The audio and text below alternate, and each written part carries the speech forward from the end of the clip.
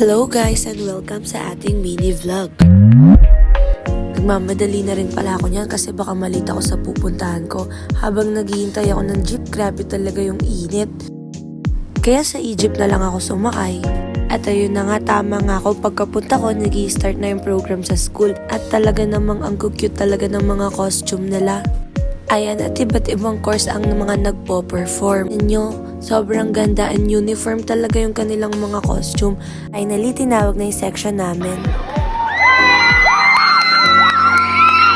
Ayan na at magsisimula na ang kanilang cheer dance. Ewan ko ba, mas kinakabahan pa ako kahit di naman ako yung magpo-perform. Pero ang gagaling talaga nila. And after ng kanilang performance, bumaba muna kami saglit. Umupo at nagpahinga muna kami dito kasi grabe talaga yung init. Pero maya-maya umakyat na rin kami sa gym para hintayin ang announcement kung sino ba nanalo sa cheer dance competition. Grabe, mixed emotion talaga yan kasi ang dami rin talagang magagaling na mga nag-perform. And nagulat talaga kami guys dahil ang section namin ang nanalo sa cheer dance competition.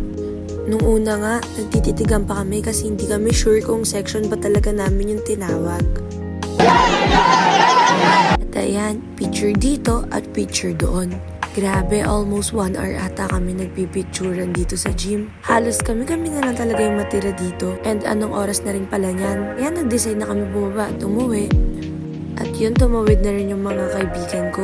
Grabe talaga yung init, nakakapaso ng balat. Sumakay na rin pala ako niya ng jeep papuntang Blumentritt.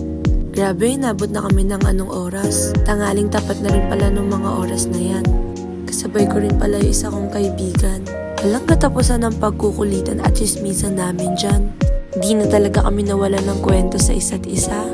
Kahit magkasama naman kami kahapon. At pag uwi ko nga, merong bata dyan na talaga namang sobrang cute. At umi-smile pa talaga yan pag tinututukan ng camera. Grabe talaga, sobrang cute niya oh. Pero grabe rin talaga yan kakulit.